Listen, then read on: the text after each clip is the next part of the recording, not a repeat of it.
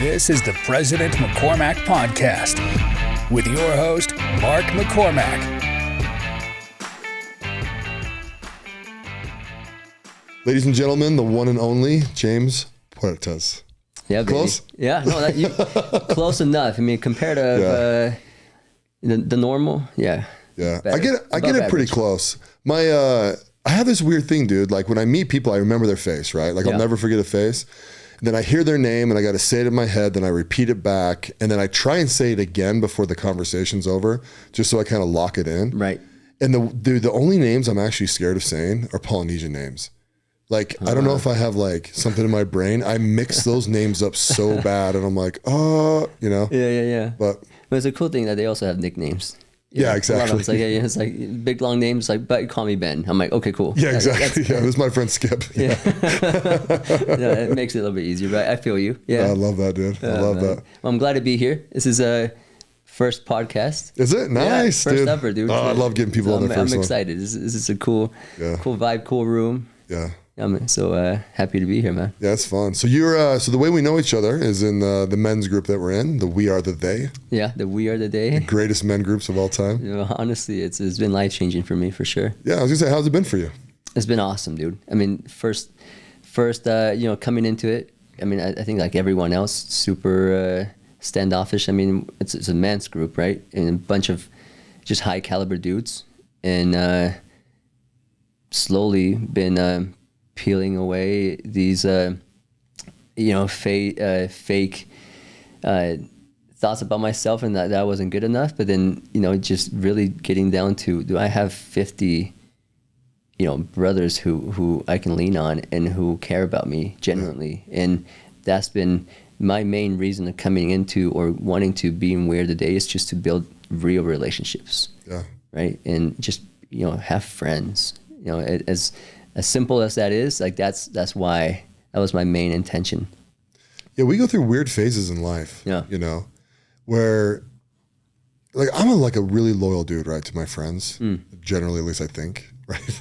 And I've had friends from high school and like just friends from my mission and like, but I'm 20, 23, 4 years out of that stuff now, right? And it's weird to kind of go through life and have some of those friendships end, right? Right. And I think people think that friendships, when they end, they blow up or there's like a falling out or something like that. It's not really true. Some of them just fade, right? Some of them you have to close a chapter, which is weird, right? Because you're like, why am I doing this? Why do I have to do this? And then, but you kind of realize it's like, no, that person's on that path. I'm on this path. Like we need to stop putting pressure on each other and just end these friendships, right? And coming into our men's group, man, it's like I've gained so many freaking friendships with guys who are just kind of on the same path as me. And I don't know, it feels right. You kind of get that same thing? No, I agree. Yeah. Same feeling. Yeah. Like it's been new. So sometimes I'm I'm the one that kind of, puts my hand out again. So distance, but definitely, it feels right for sure. Yeah. I think it's good for society too. I didn't go into this thinking that, in fact, frankly, some of the personal development stuff I did in my 20s, right? So a lot of that stuff, it's a nice reminder. And like, I do all the exercises, one of the things I committed to is I'm going to just participate, right? But, a lot of it, I'm like, oh, I've kind of done this, I've kind of done that, like, we did that personality test and it's like, you're a driver. I'm like, I know. I've done that for a long time. And so, but when it comes to the relationship side though, and like connecting with guys and just like, I don't know, even just sharing your life with guys, it's just been so rewarding to me. It really has. I think opening up about really what's inside with another, just a guy, it's a lot of power in that. Yeah. And then you receive a lot back too. Yeah. Right. Because they're not just there, to take advantage or because they're interested in something else, but just you. Yeah. So it's it's been a cool journey. It was just barely a year. A little over a year, Over right? a year. Yeah. And with the relationship part, a lot of it had to do with me working on myself and kind of on my mental health journey. Yeah. But it's just been right for me. Like And one thing we've been talking about recently that I love that you've been saying is like, you really love yourself. Yeah. Right. Like you've got to that point, which I got to that point a long time ago. I have to remind myself of that sometimes, right? I got to look in the mirror. I think you have to do that frequently, right? And be like, you know what, dude, I love you, man. Like it's me and you in this life, right? We got to go, you know? And I think I'd love to hear that from guys, from you, right? Where you're like, yeah, I love myself. You know, I've done work on myself. I've gone internal. I've decided that this life is about me, and it's about me, like living my life and enriching other people. You know? No, it's, I think I was talking to you about this. I think the last 2 years, I felt like 10 years worth of work. Yeah. I mean, I just feel like it's so much work that has gone into it. I mean, it's easy when you say, yeah, I love myself, but there's so much work that has to go into that. Like you're going in deep and just being true. And it's been, you know, and it came to a point where I barely began to love myself, right? It's something new. It's within the last couple of years where I'm like finally getting there. Starting with when we started in Moab, like I didn't have that love for myself. Yeah. I didn't know who I was, right? So I was barely kind of testing the waters and doing the work, and that's why it kind of fit right in, like where I was going, the path I was going. What came in and just kind of sped everything up. Yeah. Right, especially with being surrounded with you, and a lot of the people and the guys there, is just everybody's just being so real and vulnerable, trying to better themselves. But now, right now I can sit in this chair and not just say I love myself, but say I can accept who I am, the good and the bad, and I'm okay with that.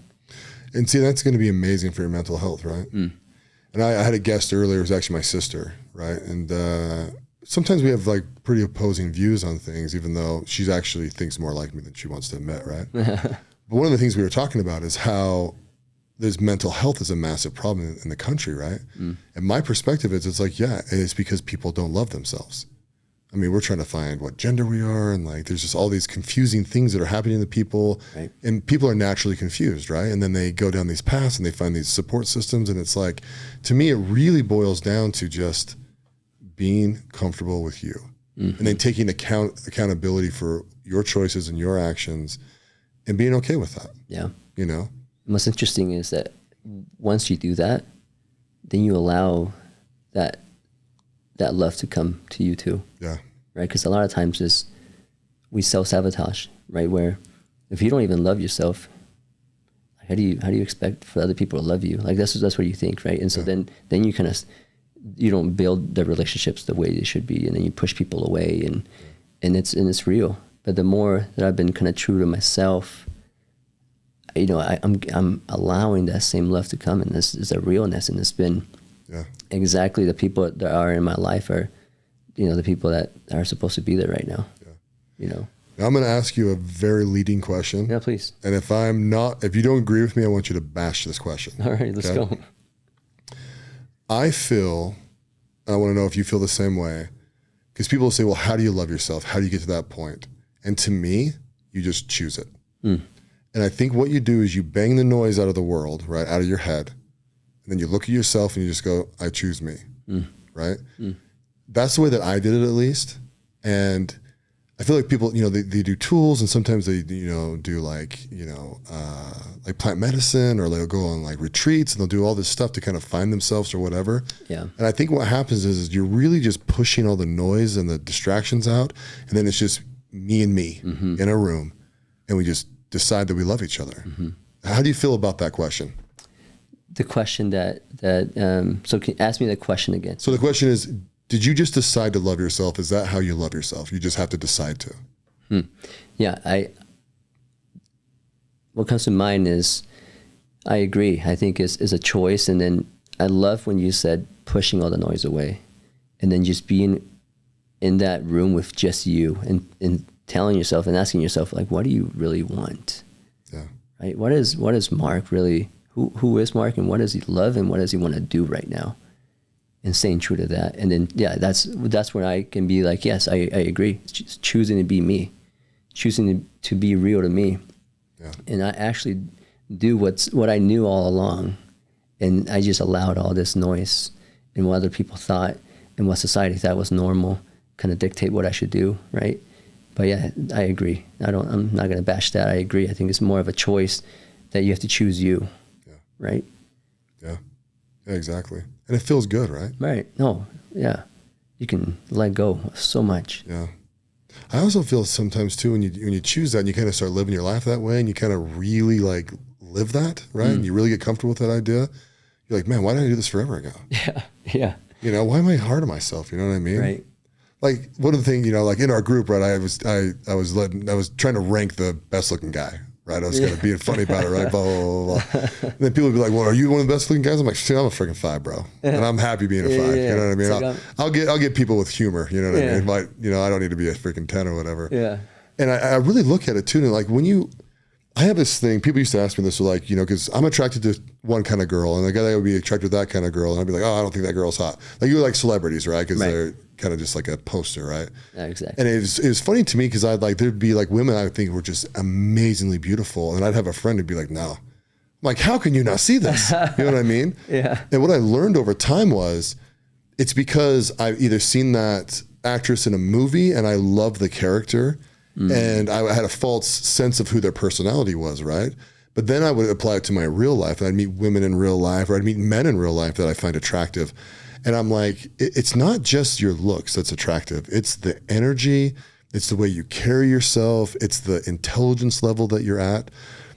Like the whole personality behind the looks, right? And you start really diving into that and you're like, yeah, pretty much everyone's a 5, right? There's a couple like Brad Pitt's like one of the most best looking guys ever, right? I agreed. But when you start having like a really good personality and self-love and energy and just people are attracted to you, dude, you shoot up that scale. 100%. And you're sitting at 7 and 8. Yeah, 100%. You know? It's kind of wild, right? Yeah, no, 100%. Like it's when you're comfortable with yourself. Yeah, like it, you know, it's just that also just gives you that confidence.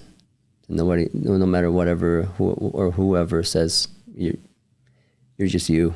Yeah, and it's been interesting for me as I've been trying to be true and just be me. I catch myself sometimes. I'm like, man, like you know. It's like, it feels so good, right? Like what you said, it feels so good. I'm like, why haven't I done this before? Why didn't I feel like this before, right? But I still have those moments of like, I catch myself. I'm like, am I living too true? I don't know. It's like, am I doing too much? But I look back, I'm like, I'm just happy. You know, there's a lot going on in my life right now, and but then I just have this huge amount of just gratitude, just because I know who I am, and I'm gonna try my best. And if it doesn't work out or something, you know, doesn't work out the way I want it to be, like, then we go again, right? But I'm at peace and I'm happy where I am right now.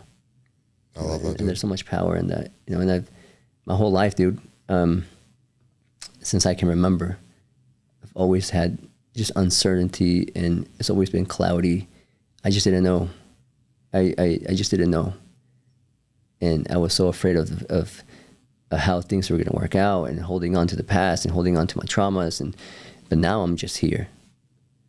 And I'm just here, and whatever happens later on, as long as I'm being true to me, like I'm okay with whatever comes. Yeah. Now you recently did something amazing that people will be really envious of, I think. You actually spent like a weekend with Wim Hof, right? A whole week, yeah. Was it a whole week? Yeah, about 7 days, yeah, with Wim Hof. We did. Was it in Spain? In Spain, yeah. So we, yeah. So tell me about that whole experience, dude. I wanted to talk about it on the podcast, so I haven't like really quizzed you down, but explain who Wim Hof is for anyone that hasn't heard about him. Yeah, Wim Hof is, he's known as the Iceman. I mean, I think 30, 40 years ago, he started all these cold plunging and breathing and really getting down to, hey, you can cure anything and everything just by breath work and cold exposure. And, you know, he's definitely out there. His method is pretty simple, but he's a genius on his own. Yeah, he's just doing his thing, and he's after so much ridicule and you know, obviously when you see someone going into ice, you know, maybe 20, 30 years ago, it's like, maybe this guy's crazy, but now maybe science has backed up all the benefits, right? So being around him was really cool. Yeah, it was kind of a surreal thing, just because when he was around, like, he just carried that energy, about him. And just that whole experience was just out of this world. Like, I would recommend it 100%. Yeah. Yeah. So how many people were participating? So about 120 people. Oh, dang. Yeah, and about 20 Americans, the rest all over the world. Yeah.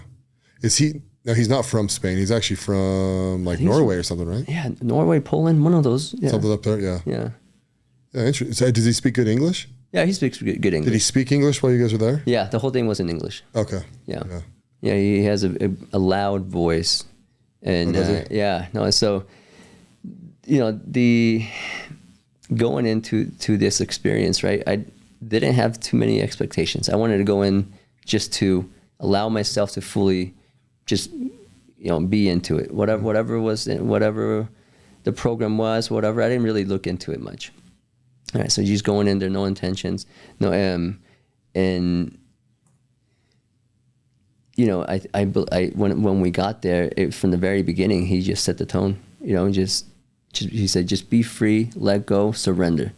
And then he's like, you're gonna know what that really means by the end of this trip. And I thought, to that point in my life, I thought I knew what it meant to let go and surrender. But again, I learned to truly learn to surrender and let go and see what my heart really wants. Yeah. And being surrounded with like-minded people who want the same thing, but then just like the frequency, just everybody was just vibing. It was easy to relate and communicate, and it wasn't, we the conversations. Now I'm looking back, I'm like, I don't even know what these guys' like favorite color is. I don't know what they like to do. I'm like, we were just more connecting on just deeper stuff. Yeah. So how'd the program work for a week? You showed up day one. What did you guys start doing? Yeah, day one was, so we got picked up at the Barcelona airport, in the evening, like around 6 p.m. Then we took a 3-hour bus ride to Maurillo de Tao. It borders the French border, and it's just mountains, beautiful. We got to this beautiful just resort, no AC. He just wanted to take it back. Of course, no AC. Flies everywhere, bugs everywhere. We just, in the beginning, it's like, it's a little bit annoying, but then you get used to it all.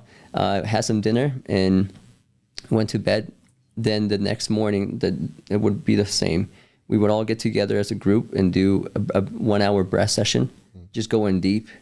Like when I say deep, like it was just going in really deep, and they added music sometimes. And the thing about Win, dude, he's creative. Like he would grab a guitar and just start making up poems, and then rhyming, and then making up music in different languages, right? And then he's like, and then we would ask him, did you just make that up? It's like, yeah, it just came from the heart, just came from the soul, right? And then he would take up a different instrument. He's like, how do you play this? And then someone would teach him really quick, and he would just learn it right there, right? Like it was just that type of character. Yeah, he was. And then as the breath work, continued every day. For me, it was. I in the beginning, it was more the ego. Like I need to outdo the person next to me. He's breathing better than me, right? Like it's how many times do I breathe? How long am I holding my breath for? But as days went by, like maybe like midway, I'm like, I wasn't even thinking anymore. I wasn't up here anymore. I wasn't in my head anymore. I was just feeling, right? So whatever, and my body already knew how and how long I needed to breathe. Like I was just more aware of that. And then the eyes exposure was pretty intense though too. Yeah. Was it long, the ice exposure? Yeah, first time, it was about 36 degree water Fahrenheit. So we went in 10 minutes.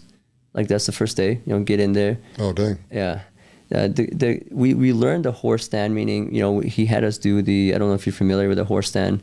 You kind of stand, like you kind of squat, and then you move your arms, but then you're breathing, right? You go, ooh, and then you do that for like 30 minutes before ice. So it's more of a prep, right? And then, you get in the ice 10 minutes in, it's difficult, 10 minutes and 36, it's becomes a little bit hard. But what I loved is that it was more of a community pool, right? Circle. and then you were surrounded with your friends there. So that helped a lot. Second time around, we did 15 minutes it was 32-degree water, so 0 Celsius, and that was intense, dude. That we had, had to dig deep, and that's when it clicked for me of what it meant to surrender and let go. Yeah. I was sitting there, and I thought, hey, I want to shiver. Like I'm like 11 minutes in, I'm like, I'm cold. My body core, like I'm just cold. I can't get warm. I can't even focus right now, and I started to shiver, like bad. And the first thought, I'm like, I got to control that. I can't shiver right now because maybe that looks bad, that looks weak, whatever it is. Maybe through my breath, I can control. I had one of the instructors come and talk to me. He's like, let go. I'm like, what do you mean? Shiver. Your body already knows what it needs to do. I'm like, is it okay to shiver inside the water? Yes. So I shivered. I don't know. I look like a crazy man, just shivering in the water. Yeah. 30 seconds in, I'm good. Yeah. I can surrender again. That's what I meant. I learned how to surrender, and just listen, pay attention to my breath and what my body already knows. And that's kind of what I mean too. And I let go, and just continuing with that vibe was just surreal, dude. The whole experience was just intense. It was good. It was challenging. We did canyoning or canyoneering. Yeah. In Utah, I think we say canyoneering, but jumping off cliffs and doing a lot of just challenging yourself, right? It was a continual just challenge on the mind, on the body, and then forming that connection between mind and body. Yeah. And then the main thing for me was just I learned how to be less in my head and more in my heart and lead from the heart, and at least have that connection there. Was that being taught to you guys, or was that your internal dialogue? No, I was being taught for sure. So we split into, I think, like 7 groups of, I don't know, it's like groups of like 20-ish people per group, and we had 2 instructors. So they would be with us most of the day, and then we would have like 3 different like activities or get-togethers throughout the day. Yeah. And it was we learned the science, we learned the method, we learned, it was a lot of connection, every day was just packed. I was really good at disconnect from my phone too. Yeah. Yeah. Yeah. Were you guys, were you getting cold every day? Yeah, every day. Once a day, twice a day? Once a day. Just once a day? Yeah, once a day. Morning, noon, night, did it matter? It was like in the afternoon, because morning we'd do breath work, then we'd split into groups, and then we would all get together for some ice exposure. Did you share your feelings much, or was it mostly instruction? We shared our feelings in the small groups, and then in the bigger groups it was more instruction. No, sorry, it was more instruction for sure. Now Wim Hof, he's a little bit of an older man now, right? Yeah, I think he's in his 60s. In his 60s? Yeah, I believe so. Was he accessible? Were you able to talk to him much, like one-on-one, or is it? So he would come maybe twice a day to like more the big setting, the group where everybody was together. Like the breath sessions he always came, the eyes exposure always came in, and sometimes we would do an activity afterwards. So, but he was fairly accessible, meaning if you wanted to go talk to him, you can just go talk to him. Okay. Did you get a chance? Yeah. No, I talked to him for a little bit. I mean, no videos, no pictures. That was one of the, they had their own photographers and videographers there, but they didn't allow you to take out your phone and record. I mean, I did anyway, but that's one of the rules. But yeah, no, he's just a free man. Like he has no filters. Yeah. So a lot of the stuff he said, I don't agree with, but I just love seeing people in their element. Yeah. Like that's just, and I appreciate that a lot. I mean, that's, there's so much richness in that, and diversity, right? What was the theme of what he was saying to you guys? The big theme was, I mean, it sounds so simple. Just breathe and let go, and love and power. There's so much power in love, and then he would just that's all you need, right? Just simple. He would go a lot into story mode. Like he goes into method for like 5 minutes, and then 30 minutes of story. Yeah. And just craziness. Like when I say craziness, when I say filters, like we have filters, dude. Like we think of like some pretty crazy stuff, nasty stuff. He was also very sexual. Like he would just speak his mind. Really? Yeah, dude, no filter. He would go into story mode, and then he would do the splits, like balls to the ground splits. I'm like, all right, cool, man. Like, yeah, let's do you. And so, yeah. Is he a married man? I don't think so. I think he mentioned he had a girlfriend. Yeah, I think he has. I don't know if he's been married. He was married. Sorry, he was married at some point. Yeah. Yeah, his wife committed suicide.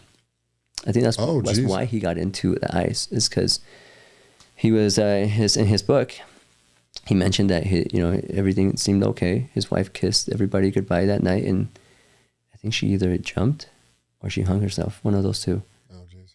And so that kind of messed him up really bad. And so for him to kind of cope with everything, that's where he found the release, and he found himself again was going into the ice, and where he can, and I can relate, right? Like when you go into cold water, you don't really think too much. Yeah, the only thing you can think of is maybe your breath. Yeah. So for anxiety, and people that over worry, it's a reset. You can. So do you feel like you need to do cold plunges now? Yeah. No, I've been practicing for a little bit, and I enjoy it. Like this morning, if I can't cold plunge, I take a shower. Yeah. Cold shower. And sometimes it's 3 minutes, sometimes it's 10, whatever. It's just, I get to the point where I feel, I've just let go of, I'm cold, I can't do this. And I'm just more of a meditative oneness, Zen state, I guess you can say. Yeah. Yeah. Interesting. Yeah, man. Yeah, I've me in the group, I tease people about cold plunging. Yeah, I know. Yeah. But it's interesting. I almost look at cold plunging where it's like what you're saying, right? It's like it's almost the vehicle to get you to focus on your breath. You know what I mean? And it's I know there's some benefits to cold plunging and stuff like that. Right, a lot of physical benefits. Yeah, but a lot of it, right, is just getting into your breath. Am I accurate when I'm saying that? 100%. Yeah. Yeah, getting into your breath. And I mean, for a lot of us, it's something new, getting out of our heads and then just focusing on the breath. Yeah.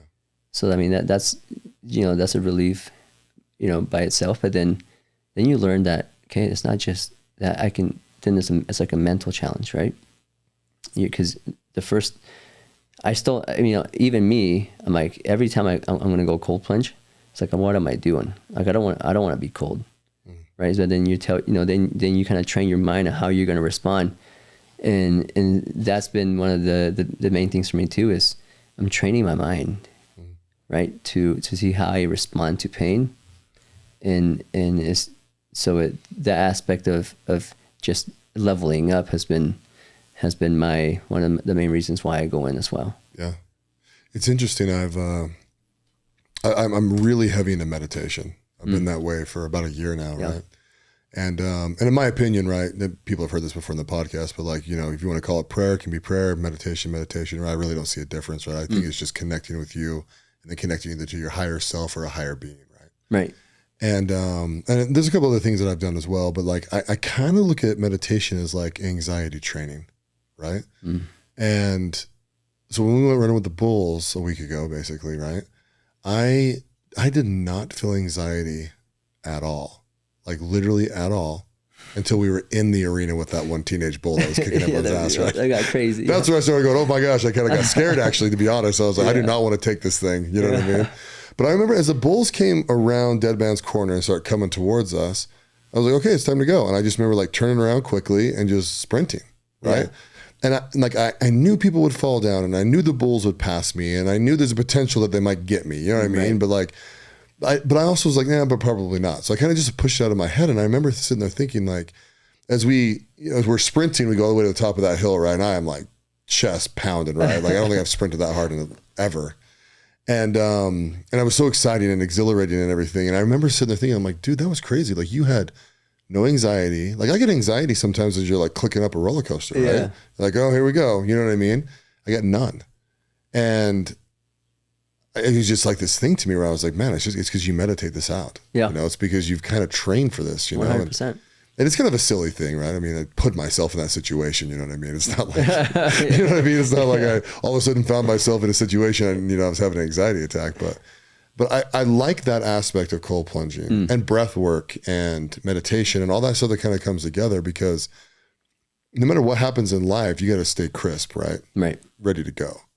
And especially when it comes to emotional things, right? You know, yeah, kids might be in trouble or, and here's one thing that's happened to me. I've saved about 5 people's lives, right? Like mouth to mouth. I've done the Heimlich maneuver. Like I helped push a guy's brain back in the back of his head. He had crashed on his motorcycle, dude. I was driving by, like crazy stuff, right? Holy cow. To tell you, I should bring it up with some of these Lewis's, right? You should talk about I'm a weird dude, right? There's just so many things that happened to me, but your 5 experiences, yeah. But it's wild when you get in those situations, and really being an Eagle Scout is what prepped me for that, right? Because that's where I got all that training, you know. Interesting, yeah. But there is a fight or flight, right?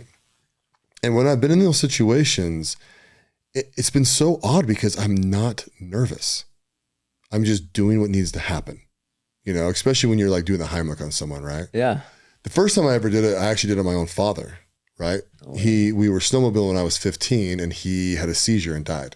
Wow. And my uncle and I brought him back. And mostly my uncle, to be fair. I mean, he was the one, I was in a little bit of shock, but then it was like, and he's like, come help me. And it was like, you know, we're just thumping away and brought him back. And, you know, he's still alive today. And, you know, he ended up getting a pacemaker and all this kind of stuff. Yeah. And I don't know, I remember that being such an intense thing. I had nightmares for months and months and months, right? Yeah. And even up until a couple of years ago, I had a moment where my kids were in a pool and they were a lot younger, right? And it was a baby blessing. Right? Or not a baby blessing, a baby shower. Go back to my roots. You go back. Hey, that's cool. And I just remember hearing my kids scream and I looked over and both their heads sunk in the deep end of the pool. And dude, I just jump in the pool. Another man jumps in the pool. Dude, I grab them and I get them out of the water. And dude, I don't know. I mean, it's one of those weird moments, right? Like you don't know how long they're under the water or not. And they were breathing as I'm walking them out of the pool, right? And they're crying and screaming. Right. And, dude, it was the weirdest thing. And I just remember sitting back down and I was just sopping wet. We were like eating, right? Because like, you know, having food and presents and stuff. And, you know, people's jaws are on the floor, right? Because it was obviously a moment where those kids could have died. 100%. And I just remember like having the adrenaline push out of me and feeling really emotional and just being like, oh, I'm sorry, guys. I'm sorry that happened. And they're just, oh, it's fine. I'm glad everything's okay, you know? And I'm like, yeah, it's kind of a distraction. And, you know, I was just talking just to like, push the anxiety around. You know what I mean? I didn't really give a shit if they thought it was out of order. You know what I mean? But I was just kind of like, ugh. And then I had nightmares about that, dude, for like months. Really? You know, well, watching your 2 kids almost drown is like, of course, wild, you know? Yeah. But I just remember being in the moment. It's like, if you prep yourself, you just do it. You know what I mean? There's no thinking, you just do it and it just makes it happen. And you know what I mean? Like, you know, your kids, right? You freaking stand in front of a train for your kids. 100%. You know? And that's something that was interesting enough. In that voice message I sent you this morning, I said, it makes me smile when I look at that video of you waiting for the bulls. You're just collected. You're just calm. Like people are freaking out all around you because the bulls are coming. Yeah. And when I see you, you're just calm. And people are already running. Yeah. And you're standing. You're standing just collected. Yeah. And then when it's time to go, you go. Like, and I'm like, bro, I haven't seen you run this fast or someone run this fast in a while, dude. And you're ready. Yeah. And I'm like, and what I told you in that voice message is, dude, I want to emulate that. Okay, when you know you're calm and collected, and there's so much that goes behind that because I'm sure, like you said, you've done the work to work on yourself and also you've been in scenarios like that. But even in the worst of times, you can stay collected and calm and in control. But then when it's time to go, like you're ready to go too. Yeah. Right. When it's time to turn on the jets, like you're ready to rock and roll. Right. And that was cool to see. You know, that's one of the things I mentioned. But yeah, no, I agree. I can't wait to listen to it. Yeah. I agree. I think it's there's work that needs to be done for you to get there. Yeah. But it's so worth it. And I agree on the meditation and the breath work. Yeah. Like it's just taking it back to just be simple. Yeah. There's so much work in, there's so much power in that when you can achieve that state of, first of all, you're not so worried about anything in the future or whatever's happened in the past. You're just right now. Yeah. And you can, there's so much calmness and peace in that. And once you can stay there more often and longer, it's kind of helps you navigate life. Yeah. Yeah. Especially when things pop up, right? Right. You know, I mean, you see like it on TV, like some of the dads, you know, they freak out. The kid's done something. The dad's freaking out. Blah, blah, blah. And I just don't. Right? I mean, I've had employees do crazy, stupid things. I've had friends do crazy, stupid things. I've done crazy, stupid things. You know what I mean? Right. And it's just like I'll tell you another story. It was kind of funny. And this actually was a proud moment for me. And I don't even think I've expressed this to the people that were in this moment with me that much. Yeah, I'm excited to hear. So we went to Lake Powell earlier this year, and Matt Beret was on my boat with me, right? And my boat last year kind of broke down, so I just put a new motor in it, right? Because I'm like, screw it, I don't want to dick with this thing, just put a new motor in, right? And this is the first time we were taking it out, and it took all winter because there was one little part they had to get, you know, just all the nightmares that happens with, you know, motor parts and stuff like that. And so Matt and I so I got all the kids and the wives and all the stuff on the houseboat, right? And we go to Antelope Point, so they're like getting golf carted down, you know, and we'll get the butts primed a little bit. So we put my boat in, started going. I'm like, oh, cool, things working great. You know, we go around these houseboats, dude, and boom, it just dies. No way. And I'm just like, you know, I'm like, all right. And I'm like kind of messing with it, you know, and blah, blah, blah. And Matt was like, everything good, dude? And I was just like, yeah, I mean, whatever, you know, I guess we'll have to go fix this, you know. And some guy comes walking by or driving by in his boat. I'm like, hey, man, you might come give us a tow over to my houseboat. My boat just broke down, you know, and everyone down there's happy, you know. Like, yeah, sure, you know, blah, blah, blah, you know. So he takes us over there, and I'm just like, I'm honestly not fazed, right? Now, in my head, honestly, I'm just like, okay, I gotta go rent a boat. It sucks, $3,000. You know what I mean? Right. You know? And I'll try and get this one fixed, but if I can't, you know, like whatever, you know. But then I've got like this whole houseboat of people. This is the only boat, and you know what I'm saying? At the time, there was only a boat. My cousin was coming out a couple of days later with his, but I was like, oh, that sucks, you know? And I think Matt had told his wife, he's like, yeah, it was crazy. Like this thing just breaks and like all this shit happens. And Mark was just like, nothing. Yeah, you know what I mean? Just cool. Like, boom, you know? Cool. And because, you know, I mean, there's times where you freak out, you know, like people have road rage. It's just like an overreaction to stuff. Right. And it was actually, I was actually really proud of myself. And I just felt gratefulness that Matt saw that in me. Right. You know what I mean? That he was like, oh. Yeah, he noticed. Yeah. You know, because I mean, then we joked about it later, right? So yeah, I could have ripped the steering wheel off and freaking said the F word a million times. I was thinking it a million times, but you know what I mean? It was just like, whatever, you know? And it's like, we would have been the exact same situation. Yeah. You know? So the next morning, I end up, how did I get my boat over there? I can't really remember. I got towed again. I got towed again over to where the launch ramp is, right? You know, we're like getting towed on this freaking thing. And it's a pain in the butt, right? You know, you gotta drive an hour into the city and like go to this shop. And I got there late because it's a different time zone. Like, oh, bro, it was like this whole thing. And the day ended up being super fun. Like Matt and I ended up going back in the other city. We got our nails done. We got pedicures. Right. And then we went to like this bar, restaurant type place, had lunch, you know what I mean? Just bumming around all day. And, yeah. You know, the kids are fine. They just swam off the back of the houseboat like they care. You know what I mean? And, and it was a proud moment for me just not to be the guy that's just like freaking losing his mind left and right. You know, It's just like, no, it just doesn't matter. You know, as long as I'm happy and everyone else is going to feel that energy flow down to them, it's like, yeah, just stuff happens. We'll just be happy. Right. You know what I mean? No, I know exactly what you mean. Yeah. You know, there's a big testament of all the work you've done too, though. Right. Because I think that's one of it was my big issue was I didn't know how to regulate my emotions. And you go out as a man and then you suppress a lot of those emotions. And it's really easy for us men to blow up. Yeah. Because we have so much inside. Yeah. Right. And I remember, I can relate, probably not as, not there where you are. But I can relate to the fact that, you know, that we as men, we need that. We need to get to that point. Yeah. And I wasn't there. I remember just being so emotionally unstable, right? Like, and I think that's one of my big, through my mental health is learning how to regulate, being more aware of me and doing the work. So then life scenarios like this happens, like, yeah, we're here. I'm grateful. My family's healthy. I'm here. Yeah. We're still going to have a good time. Yeah. Some bumps came and some challenges are here, but hey, like it's not going to ruin, you know, I'm not going to ruin everybody else's mood and this experience, right? Like it's, you know, it's power, dude. Yeah. That's awesome. I'll tell you, I do something every morning, and I told this to my wife recently, like in the last month. Yeah. And she thought I was totally joking, which I don't know why she does, because I never joke about stuff. I always tell the truth because it's funny, right? It's just life is crazy. And I was talking to her. I go, yeah, I wake up every morning and think, oh, good, I'm awake again. And she's like, what? And I'm like, yeah, don't you do that? Like every morning I kind of wake up and I'm like, oh, good, we're doing this again. I didn't die. You know what I mean? Yeah. And it was funny. We were kind of joking about it. And she's like, no, you really think that, huh? I'm like, I think that every morning. That's a gift. You know what I mean? Yeah. And I don't know when I started doing it, but it's as long as I can remember. Really? You know? Okay. But I just it's just like a little nice surprise. I also do it every time I land in a plane. Huh. So every time I land in a plane, I go, oh, good, I didn't die. I'm not on the flight thinking I'm going to die. No, for sure. You know, and I don't go to sleep at night thinking I'm going to die. Yeah. But I do. There's the 2 moments. I literally wake up every morning. I'm like, oh, good, I'm alive again.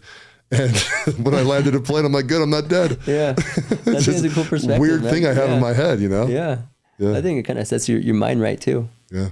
Because when you think about death and then you have the gift of living, kind of sets you right. Yeah. Especially in the morning. And then when you land from the airplane, it's a kind of hard to have a bad attitude after that, you know? Yeah, exactly. Yeah, you're just happy. Yeah. Oh man, that's cool, man. Oh man. So switching gears a little bit, Yeah. I want to hear about your professional life a little bit, because you've done some really cool stuff. I went to the greatest baptism of all time, after party. The baptism was great too. It was in Spanish. Yeah. So I'm for everyone listening, I'm alluding. I went to James's daughter's baptism. That's right. Which was cracking me up, dude. Because number one, I told you this already, but I was really honored you invited me. Right. I want to be friends. Right. So I want to be involved in your family's life. Right. And I've left the church a long time ago, but I would love to come. Right. And I remember I sat down and obviously your family's of Hispanic, background and stuff. There's a lot of that going on in Bracken. Everything's over. He goes, you speak Spanish? And I go, no. And he goes, oh, better buckle up. And I was like, oh, and I didn't even think about it, right? I was like, oh, I never even assumed it'd be in Spanish. Right. But it was actually really nice. I mean, I don't speak the language, right? But and I didn't get what anyone was saying. I mean, Holy Ghost is Holy Ghost in both languages, right? So every now and again you get that. But it was kind of fun. And then even when you baptized your daughter, you did it in Spanish. And I was like, oh, that's kind of cool. I'm kind of like having an experience here, And then we rolled over to your house, and it was just like, dude, tent up, dude, little girls in these little cute dresses, and you got the guy barbecuing in the front, you got the taco truck that's yours, and all the food in the back. We had like a luau in the back. I was like, oh, James does it up. Yeah, man. So tell me about it, man. Because I know you've got into, and you have a car dealership too, right? Yeah, that's my main thing. Yeah, tell me everything. Yeah, so I mean, from baptism to professional, I mean, I think the only thing I want to say about the baptism is when we celebrate, we want to celebrate. Yeah. Right? Like it's like the same mentality that you have when you wake up. I'm alive. Yeah. Right? It's like, hey, it's we don't celebrate like that every year, but we celebrate milestones. Yeah. 8 years old for us it's a big decision.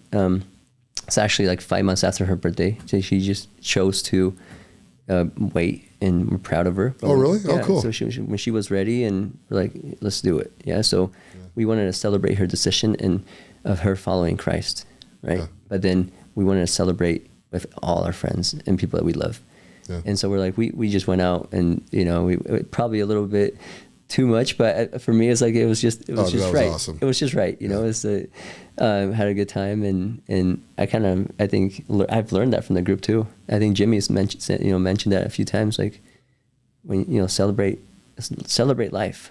Yeah. And shifting to my professional, kind of life. The little story. I got back from my LDS mission. I served in Oregon.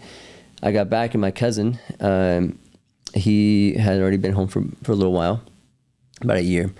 And growing up, my dad had a car dealership. I've always, since I was like 10 years old, I've worked in a car dealership. So every position you can imagine in the car industry, like I've been there. Lot tech boy, detailer, finance, sales, whatever, I've been there. And so I always told myself, I'm not going to be in the car business. Like I know the lifestyle. There from early to you close really late. So there's no family time. That's just not for me. Got back from a mission. Cousin's like, hey, let's just, I found a way. There's junker cars people post on KSL, and like they just need them out of their yards. They need them out of their driveways. we can pay them $100, so sometimes it's free. And what we noticed that is when we were picking these cars up, like it didn't need much. Like it needed like a battery, or it needed an alternator, it needed some small little things. So we're getting them for free, and then we're, you know, turning them and, you know, flipping them for, you know, $2K, $3K. It's like, oh, cool. If we can do this, you know, once or twice a week, like that's okay money, you know. Good money, yeah. And then he opened up his dealership, and then, you know, he was rolling with that, and then he's like, hey, let's go 50-50 on the dealership, and we decided to go do that for a while, and it was amazing. I mean, I think I learned so much, and I think experience is priceless. I also lost a lot of money, right? I got a crap load because I think it's learning by trial and error is expensive. We went through the, you know, waking up at 4 a.m, going to bed at midnight for years and years. I mean, that's a hustle, right? That we were all about that, and it came to the point that we were doing good. 200 plus cars, five locations. Just we got too big for our own good. You know, it wasn't sustainable. It was just a big monster that required a lot of what we weren't, you know, capable of giving, and so we decided to kind of scale back down a little bit, and it came to the point where for mutual reasons we decided to part ways. Sold him my percentage, and then he went off in his way, and that was about 5 years ago. And then I just started my own. For me, the small feel, just simple, it's what I needed. Yeah. So we have a 30 to 40 car lot depending on the season. Just simple used cars. Yeah. But you know, it's super comfortable. I have the right team. They're all family, by the way. Are they? My mom works for me. My dad works for me. My uncle, my sister, my wife that works there, her two little cousins. You know, it's like, and for me, it's been a gift. You see my mom every day. And the crazy part is, like, my mom and dad are, you know, divorced, and so you're seeing them in the same. You know, it's like it was a weird dynamic in the beginning, but we've made it work, and everybody is it just flows. It just works for me, right? So then I have flexibility of, I don't need to show up to the office to the afternoon. I can spend time with the family, and then I can leave early in the evening, you know, and I don't need to be there that often. It's been good to kind of set that up the way that, you know, a way that fits my lifestyle. Yeah. But, you know, the car business has been great to me. I think, you know, thinking long term about the client, right? Not just making quick money, but being around long term has been our mentality, and just doing right by the client. Yeah. So no, it's been great. I mean, I also ventured out. I mean, I have my real estate license. So I try and play around. I'm learning, and you know, the food truck has been new. I mean, I just sold my percentage of a construction company I was involved with. Oh, really? You know, it was cool. Like, it was, you know, you get to the point where it feels, you know, right on both ends to sell, and so just I felt like for a while now I've always tried to reach for things because I didn't really know who I really was. Yeah. But now that I've come to this point, I'm just so happy with.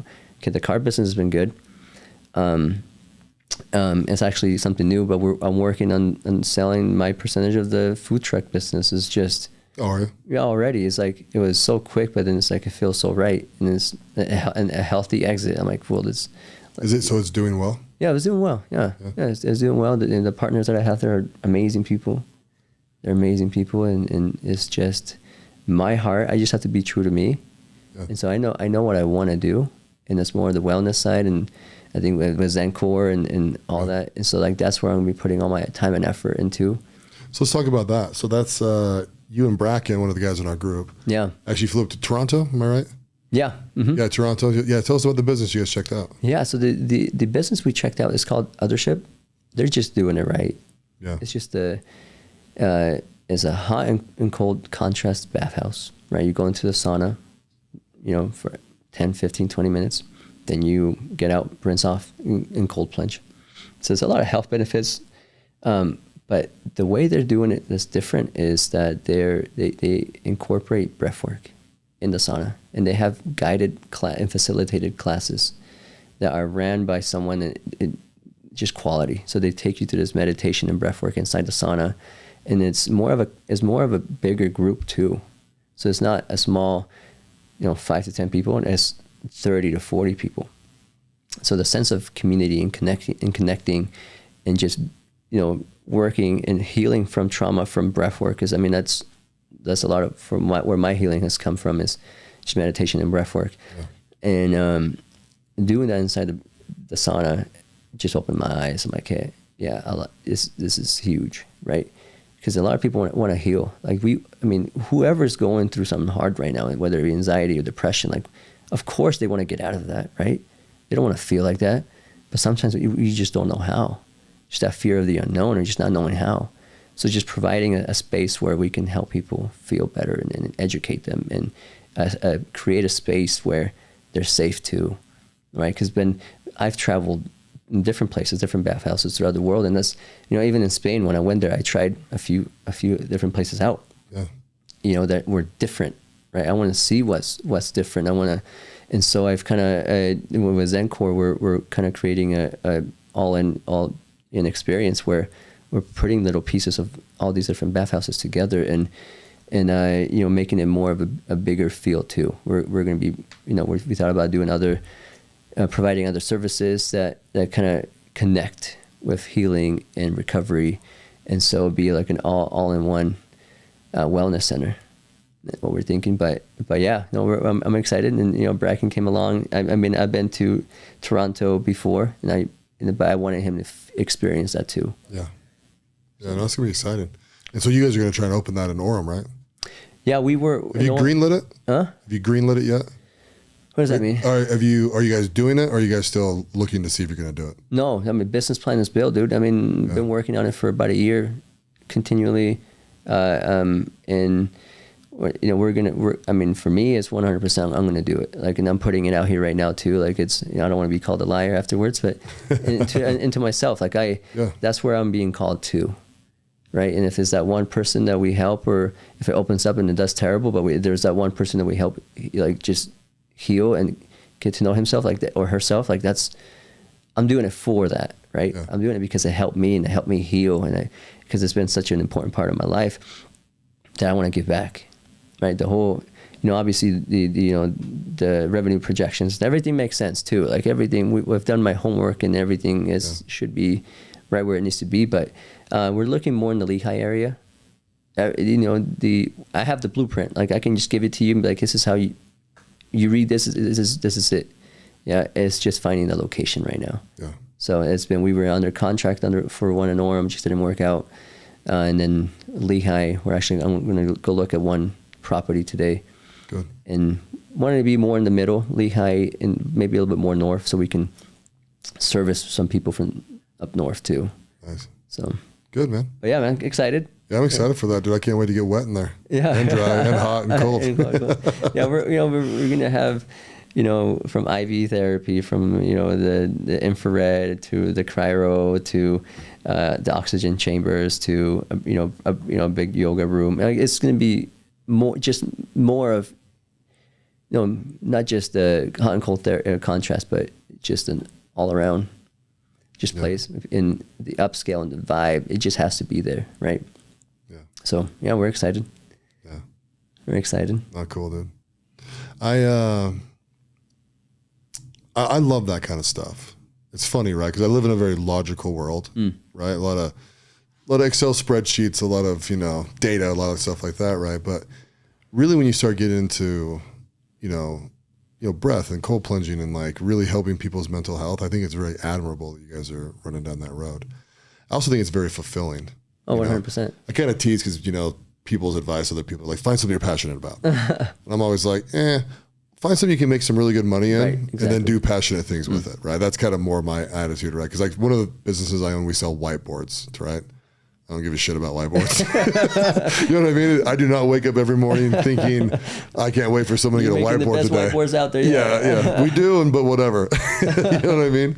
And so I love that you're going to be able to, because you've done well in business, you're going to be able to move into more of that passion project side, and hopefully you can, hopefully people listen to this, go support this, like it's the kind of stuff we need in our community, places, healing centers where people can go and, but you also have to run a business. Right. It's not a charity, it's not like you're getting subsidized. You got to have people come in and participate and pay and make it work. No, I appreciate that. Yeah. No, everybody's invited. And hopefully the plan is by the end of the year, first quarter of next year, we should be fully functioning. Nice. And open. So, nice. Yeah, we'll keep you posted for sure. Very cool. So let me ask you a couple random lightning questions. Let's do it. What's the most important thing to you? Right now, I would say peace, having peace in my life. I love that. Why is that coming to your mind? Broadly. Because I've never had that. Yeah. Fully. We all had traumas. We all have difficulties, whatever. I just never allowed myself to have that. Yeah. And not that I didn't have moments of that, but now I have more of it because I'm more aware of me. Yeah. What's the next great thing you want to accomplish? And the next great thing I want to accomplish, those are some good questions, dude. Holy cow. What comes to mind is just being a present and available dad. Not that I'm not accomplishing it now, but I want to continue, being a part of my kid's life. Yeah. No matter what, that's something very important to me, right? And that's what I look forward to, is just being available and present for them. I love that. You could change one thing about the United States culture. What would you change? The culture, the comparing. I think just it kills a lot of self-love. You spend too much time, worrying about other people, and you compare yourself to them. It just kills it. It's poison. What's your greatest source of happiness, and how do you hold on to it? My greatest source of happiness, how do I? For me, is Jesus Christ. First, and it's just. I've had a lot of experiences in my life that I just can't deny, and he's the greatest source of happiness for me.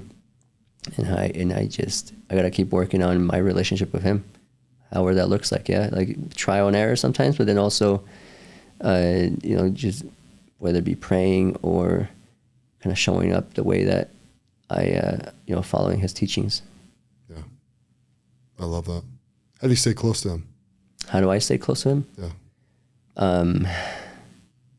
I talk to him throughout the day. It's kind of weird. I just have conversations with him.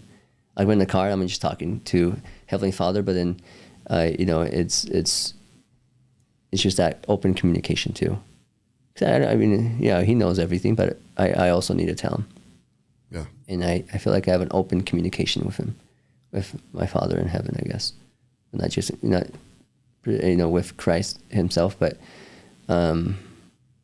then I make it a big, I try to make it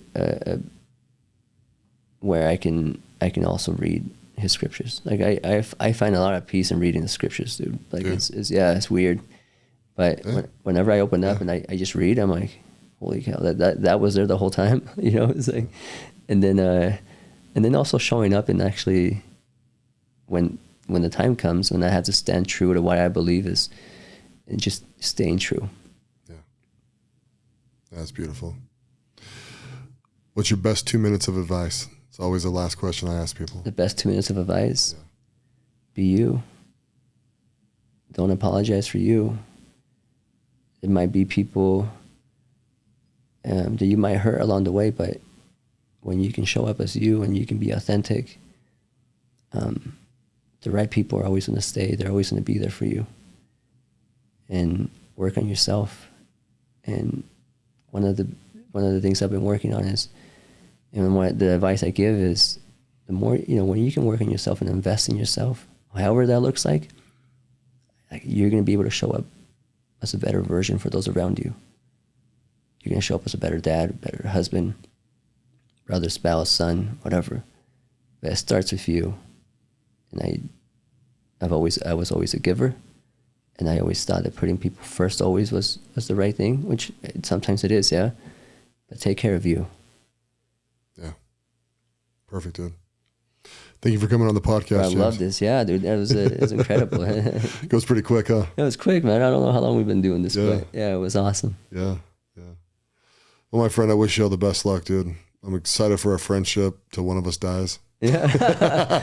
Hopefully it's not me. I'll see you on the other side, however that looks like, yeah. I'll tell you what, I hope really that know. with more than you can imagine. Yeah. Yeah, I really do. Yeah, me too. Anyway, my friend, thanks again. Yeah, dude. Pleasure. Love you, dude. Thanks for listening to the President McCormack Podcast, brought to you by McCormack Foundation, Saxton Fund, ADP Lemco, and Professional Floor Systems. Make sure you subscribe to the podcast and keep up with Mark on Instagram @President McCormack.